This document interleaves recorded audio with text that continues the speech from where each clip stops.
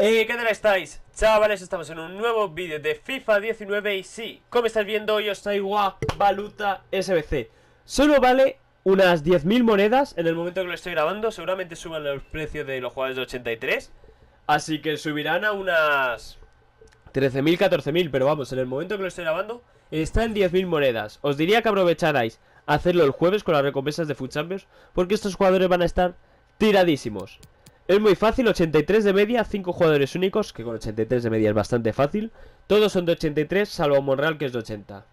Ya sabéis, antes de nada dejar vuestro like, suscribiros para no perderos ningún SBC. Y tenéis el SBC de Gulam también en el canal. Vamos a empezar ya a decir los jugadores. Ari Chaduriz, Gerard Moreno, Pepe Reina, Manu Trigueros, Pablo Sarabia, Suso, Monreal, Nacho Fernández, Glick, Juan Mata y Subasic en portería. Esto sería todo bastante barato, la verdad. Y un Valuta que está bastante chetado, la verdad, por 13.000. Es que compensa hasta hacerte un jugador de 85, porque vamos, el precio de SBC son 10.000.